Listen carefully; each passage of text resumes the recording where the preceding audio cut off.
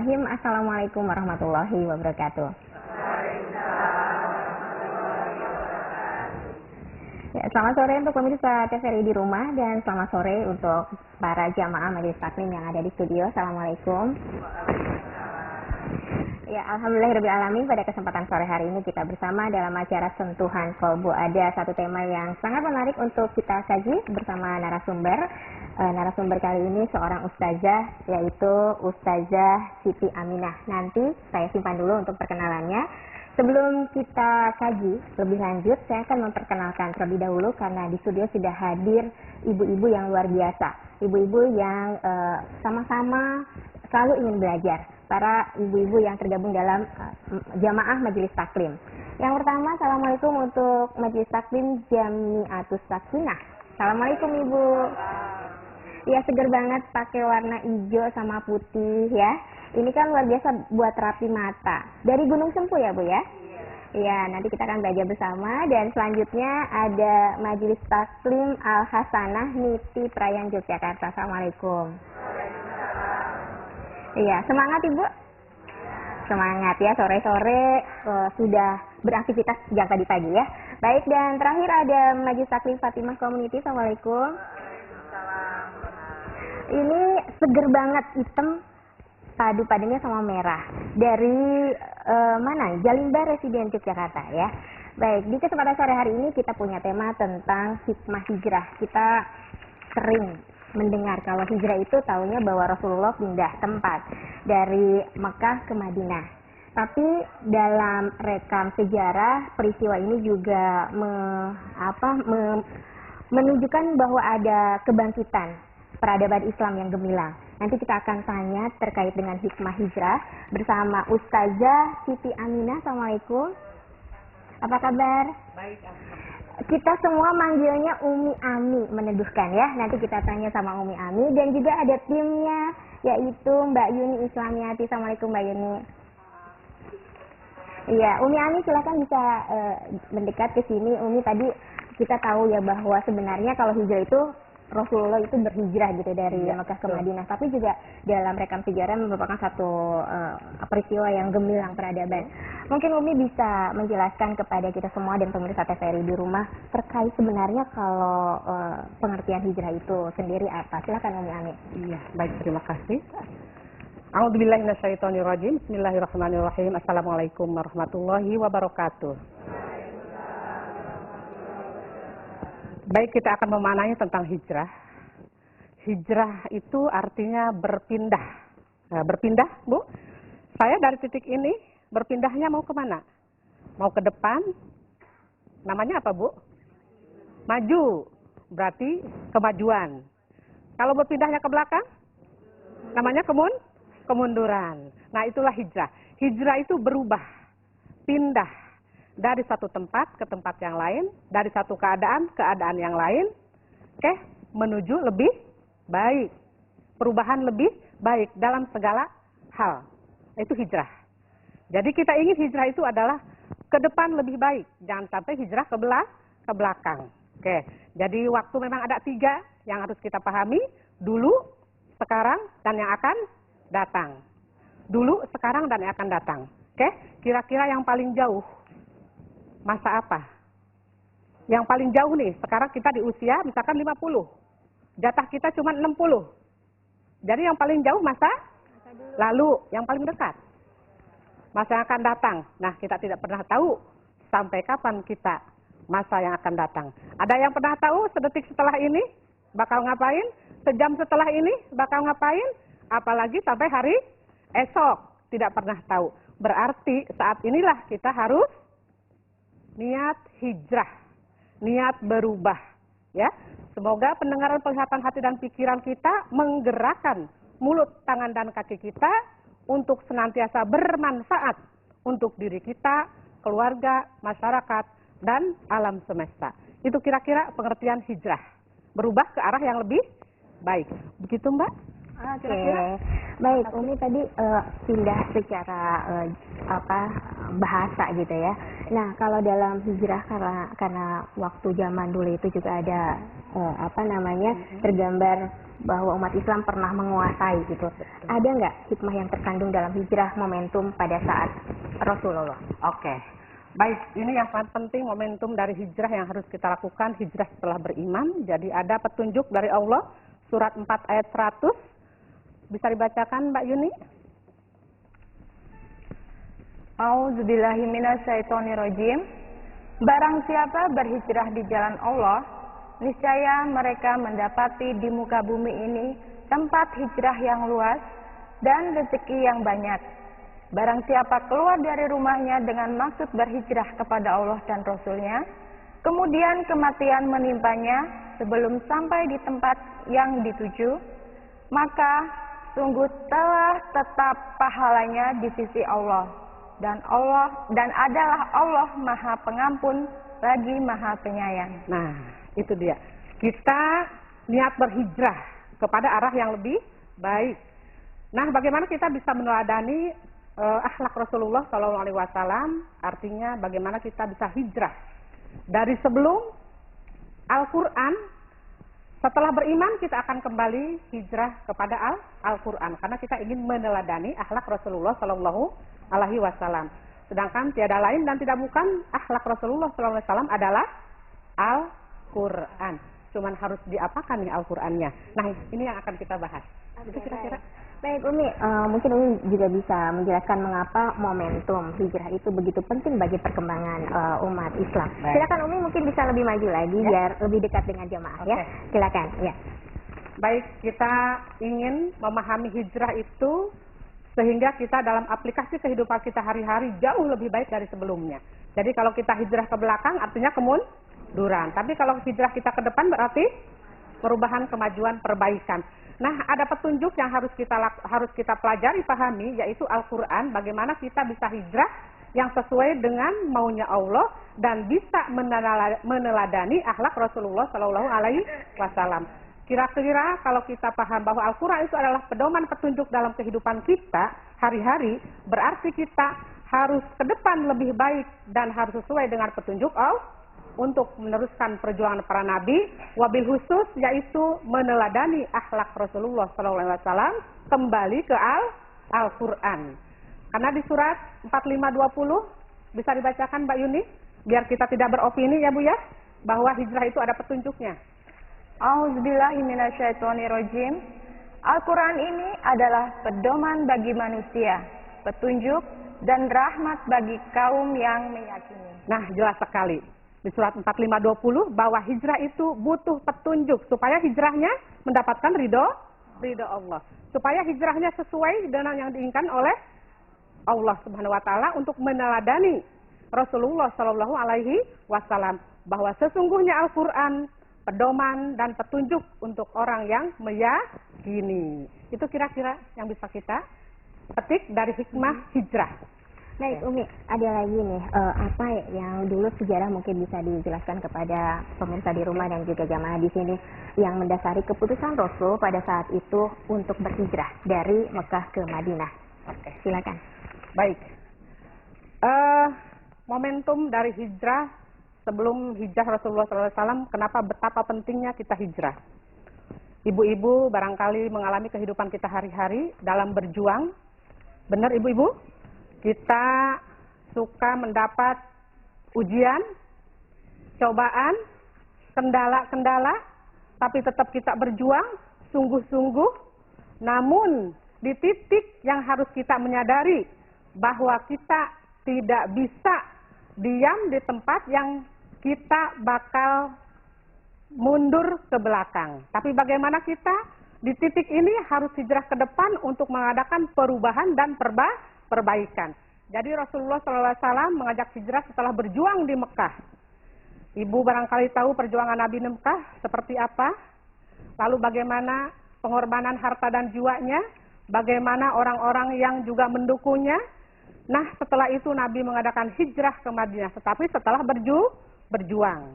Jadi hijrah setelah berjuang untuk lebih baik. Itu kira-kira Mbak yang kita pahami dari pengertian hijrah.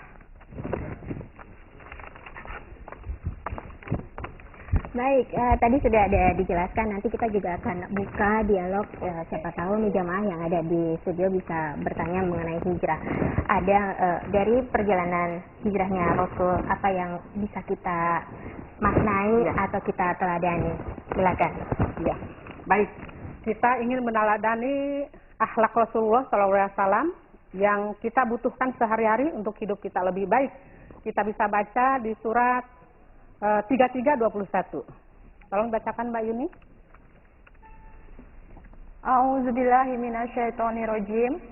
Sesungguhnya telah ada pada diri Rasulullah itu suri tauladan yang baik bagimu, yaitu bagi orang yang mengharap rahmat Allah dan kedatangan hari kiamat, dan dia banyak menyebut Allah.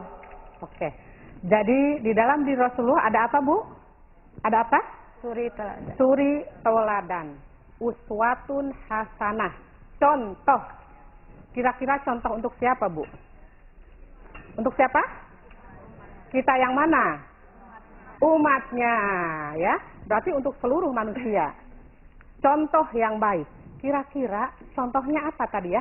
Akhlak. Apa itu akhlak Rasulullah? Adalah Al-Quran. Namun, apakah kita bisa langsung dengan membaca Al-Quran bisa menjadi perilaku kita lebih baik? Nah, insya Allah. Namun ada langkah-langkahnya kita yang harus kita pelajari. Bagaimana supaya Al-Quran menyatu di dalam jiwa kita, sehingga ucap sikap perbuatan kita menuju lebih baik, akhlak yang mulia. Ya, kita lihat bahwa akhlak Rasulullah SAW itu sangat mulia di surat 43-44. A'udzubillahi minasyaitonirrajim. Dan sesungguhnya Al-Quran itu benar-benar adalah suatu kemuliaan besar bagimu dan bagi kaummu, dan kelak kamu akan diminta pertanggungjawaban. Jadi akhlak Rasulullah SAW sangat mulia karena apa, Bu? Karena apa kira-kira tadi? Al-Quran. Artinya kalau kita ingin berakhlak mulia, meniru, meneladani akhlak Rasulullah SAW, kira-kira kembalinya kemana, Bu? Ke Al-Quran. Al-Qurannya harus diapakan? Nah, sebelum itu kita lihat bahwa dengan Al-Quran, Rasulullah SAW akhlaknya menjadi mulia. Surat 21 ayat 10. A'udzubillahi minasyaitonirrajim. Sesungguhnya telah kami turunkan kepada kamu sebuah kitab yang di dalamnya terdapat sebab-sebab kemuliaan bagimu. Maka, apakah kamu tiada memahaminya? Nah, itu dia, Bu. Semua ada jawabannya di Al-Quran. Bahwa akhlak kita akan menjadi mulia kalau kita kembali ke Al-Quran. Cuman Al-Qurannya harus diapakan, Bu? Kira-kira. Sebelum diamalkan? Nah, mungkinkah bisa diamalkan sebelum dipahami? Nah, dipahami dulu. Mungkinkah bisa dipahami sebelum dipelajari? Nah, tidak kan? Mungkinkah bisa dipelajari sebelum dibaca? Tidak mungkin. Mungkinkah bisa dibaca kalau Al-Qurannya tidak ada? Jadi tahapannya gimana, Bu? Punya dulu. Beli. Tuh. Beli Al-Quran, Bu. Niatnya hijrah agar mendapatkan ridho Allah. Beli Al-Quran, punya Al-Quran. Sudah punya diapakan, Bu? Nah, sudah punya harus dibaca. Kita lihat Mbak Yuni, kita baca. Biar tahapannya jemaah yang dirahmati Allah tahu semuanya. Surat 29:45. A'udzubillahi minasyaitonirrajim. Bacalah apa yang telah diwahyukan kepadamu, yaitu Alkitab, Al-Quran, dan dirikanlah sholat. Sesungguhnya sholat itu mencegah dari perbuatan-perbuatan keji dan mungkar. Dan sesungguhnya mengingat Allah adalah lebih besar keutamaannya dari ibadat-ibadah yang lain. Oke, dan Allah mengetahui apa yang kamu kerjakan. Jadi pertama apa perintahnya, Bu? Sholat dulu atau baca dulu? Apa, Bu? Baca. Bacalah Al-Quran. Bacalah apa yang diwahyukan kepadamu, yaitu Al-Quran. Jadi penting nggak Bu baca? Di situ perintah bukan, Bu? Nah, kalau kita selama ini sholat tahu perintah, makanya tidak pernah ketinggalan. Tapi kira-kira baca sama nggak dengan sholat? Nggak pernah ketinggalan. Nah, ini dia, Bu. Biasanya perintah kalau tidak dikerjakan gimana nih? Nah, silahkan jawab sendiri. Jadi bacalah. Iya, Umi. Iya. Menarik sekali tentang pemaknaan hijrah, ternyata luas sekali ya, terkait dengan akhlak juga. Umi, kita harus jeda dulu ya, nanti kita akan buka kesempatan untuk jemaah yang mau bertanya. Dan kepada pemirsa di rumah, jangan kemana-mana, tetap bersama kami di acara Sentuhan Kolbu.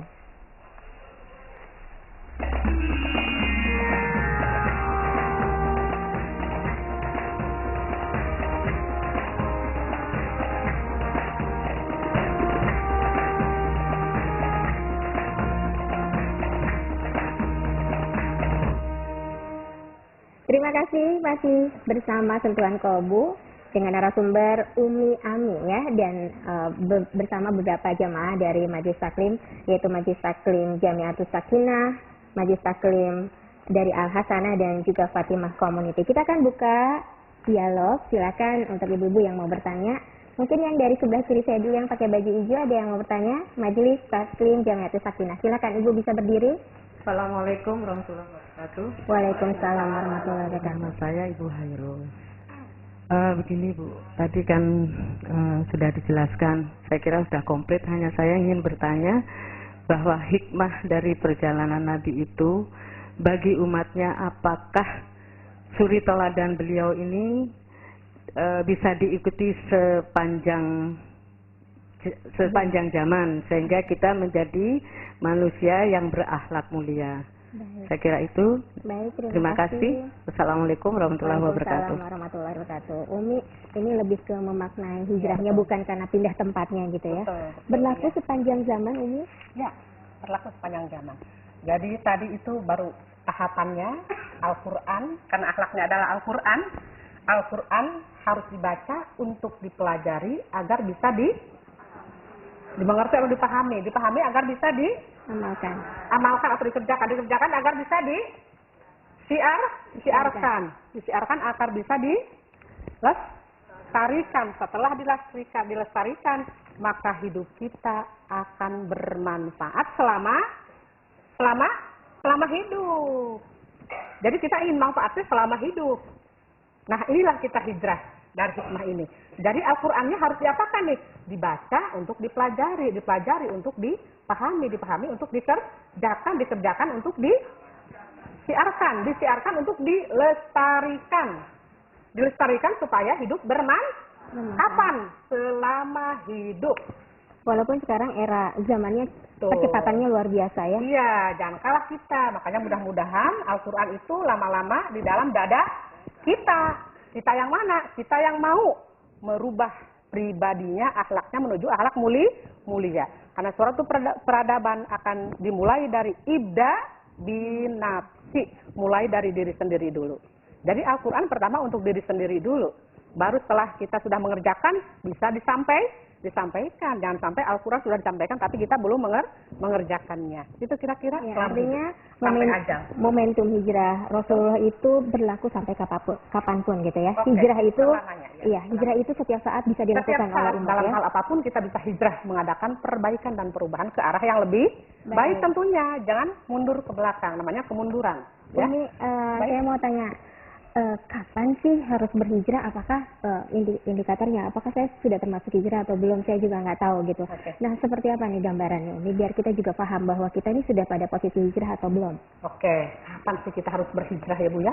Menunggu-nunggu, ya kan? Kan tadi waktu ada 3 Bu, yang lalu, terus sekarang, terus yang akan datang. paling jauh apa Bu?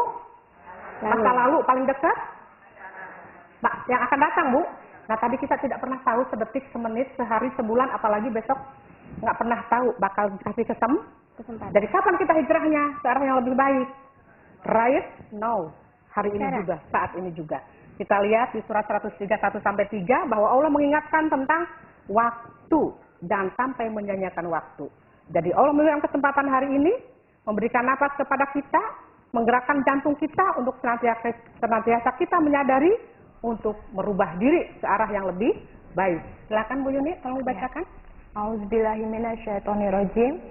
Demi masa, sesungguhnya manusia itu benar-benar dalam kerugian, kecuali orang-orang yang beriman dan mengerjakan amal soleh dan menasehati supaya mentaati kebenaran, dan nasihat menasehati supaya menetapi kesabaran. Nah, itu dia Bu. Jadi Allah mengatakan kepada kita demi masa, waktu. Jangan sampai kita menghabiskan waktu tanpa sesuai dengan maunya Allah. Kapan kita introspeksinya, kapan kita muhasabahnya?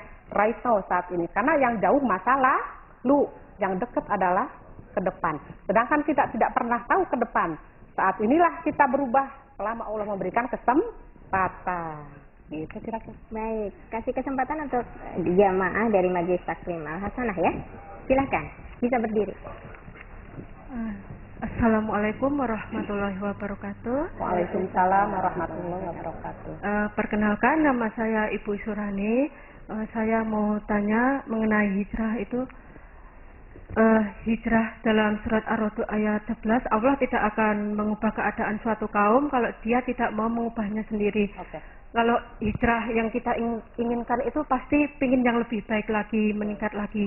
Terus bagaimana caranya agar hijrah itu membawa manfaat untuk diri kita sendiri, karena di lingkungan kita itu banyak terpengaruh. Agar kita itu ditetapkan iman dan Islam kita, bagaimana caranya agar tidak terpengaruh dan kita itu memang benar-benar mendapatkan ridho dari Allah Subhanahu wa Ta'ala. Terima kasih. Umi, saya tambahkan lagi, kalau hijrah itu berkaitan juga dengan iman dong, karena hijrah setelah iman ya. Oh, setelah iman. Oke, baik. Soalnya kan itu tadi ya, ada lingkungan yang akan membuat kita jadi turun naik, mempengaruhi ya. Silakan Umi, bisa dijelaskan. Baik, kita lihat semoga tidak terpengaruh dengan apapun yang ada di sekitar kita, karena kita ingin lebih baik dari sebelumnya, jauh lebih baik. Kita lihat ayatnya Mbak Yuni, surat 39, 17-18. A'udzubillahiminasyaitonirrojim. Dan orang-orang yang menjauhi taghut, yaitu tidak menyembahnya dan kembali kepada Allah, bagi mereka berita gembira. Sebab itu sampaikanlah berita itu kepada hamba-hambaku. Oke, jadi tinggalkan pengaruh yang buruk yang bakal mempengaruhi kita ke arah yang lebih buruk. Tetapi bagaimana caranya ikuti yang paling baik supaya kita ke depan lebih baik. Mari kita 18-nya. Yang mendengarkan perkataan lalu mengikuti apa yang paling baik di antaranya. Mereka itulah orang-orang yang telah diberi Allah petunjuk, dan mereka itulah orang-orang yang mempunyai akal. Nah, mengikuti yang paling baik kemana, Bu? Tadi hijrahnya pakai petunjuknya apa kira-kira? Al-Quran. Al-Quran diapakan? Dibaca untuk dipelajari untuk dipahami, untuk dikerjakan, dilaksanakan untuk disiarkan, dilestarikan, hidup menjadi manfaat. Insya Allah hidup kita tidak akan terpengaruh dengan hal yang buruk. Ikuti kata yang paling baik. Oke ya. Baik. Tadi di surat 103, demi masa kecuali. Semua akan merugi kecuali orang yang beriman. Beriman itu adalah kembali kepada petunjuk, kepada Al-Quran, pada wahyu. Supaya hidup kita hari-hari dari mulai sekarang ke depan penuh tuntunan, pedoman, petunjuk Al-Quran, sehingga hidup kita ke depan lebih baik sesuai dengan maunya Allah. Baik, kita ke Fatimah Community ya, sebelah kanan saya. Silakan, ada yang mau bertanya. Mohon maaf, mau minta tolong mikrofonnya dulu. Ya, terima kasih. Silakan. Assalamualaikum warahmatullahi wabarakatuh. Waalaikumsalam. Saya dengan Ani Mumpuni. Tadi sudah banyak disampaikan juga tentang harus baca Al-Quran nomor 1 itu ya. Nah, bagaimana nih caranya supaya kita bisa istiqomah, baik secara fisik, ya misalnya dari tidak berjilbab kemudian belajar berjilbab seperti itu.